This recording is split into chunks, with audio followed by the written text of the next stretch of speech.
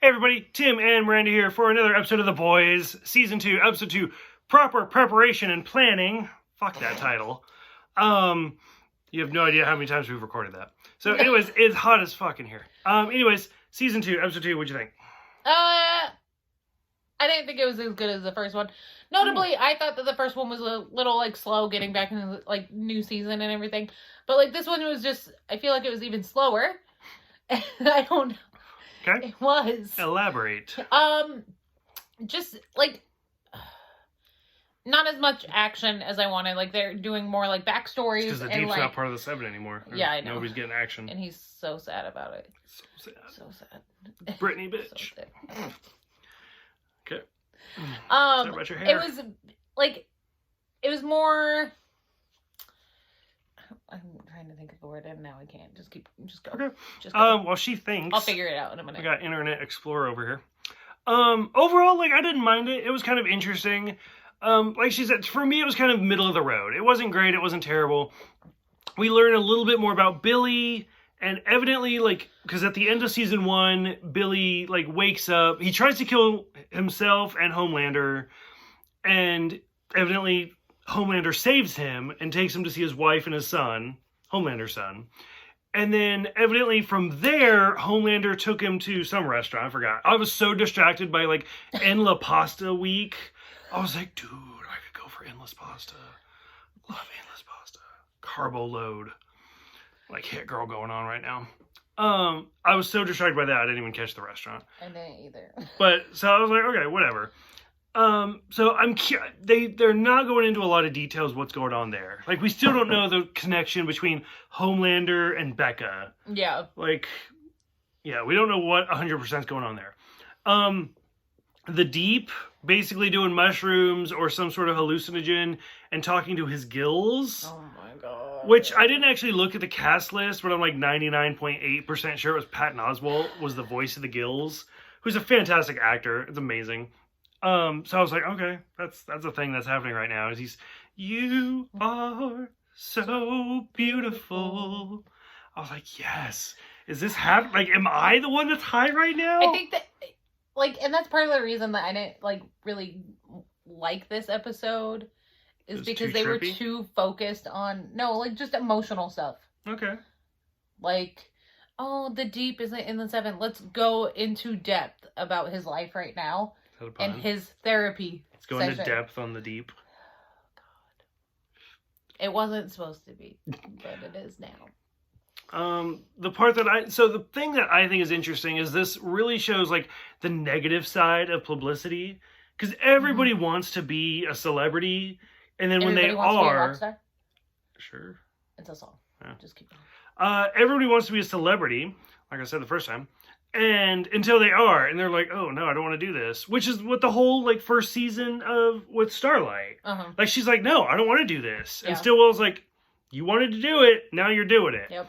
And so seeing Stormfront and Starlight do the interviews, the same interview over and over and over again.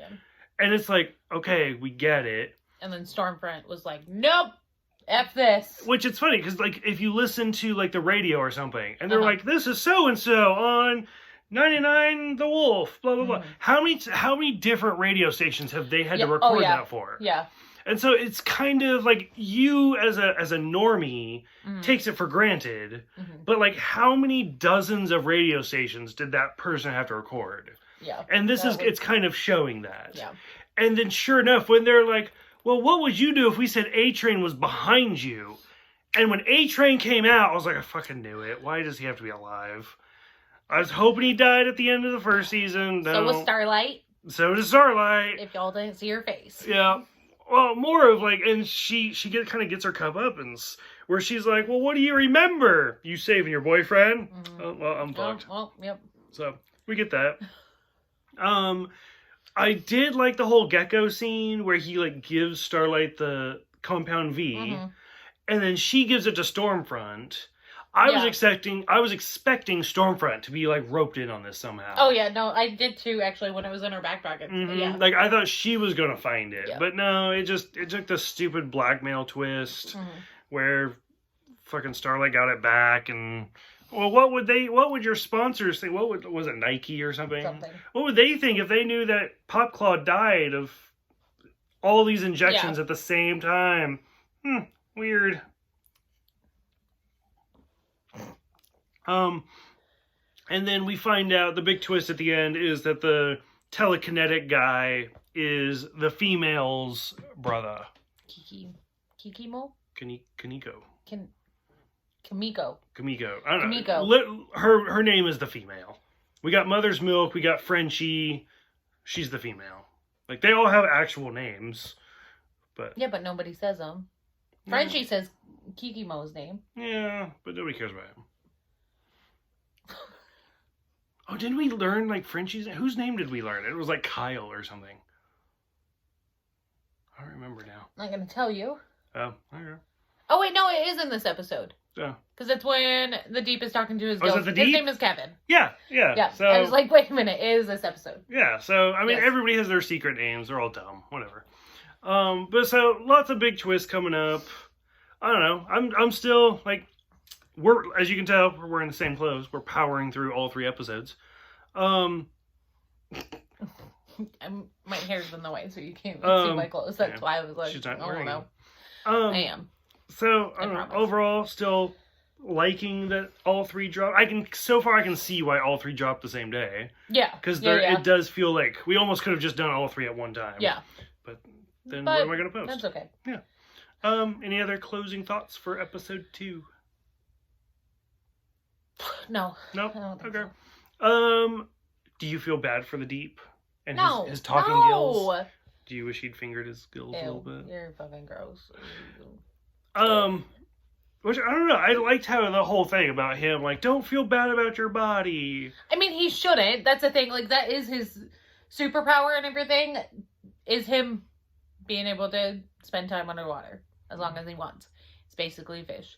I don't understand how his gills are disgusting to him and everybody else and why he has to cover them up.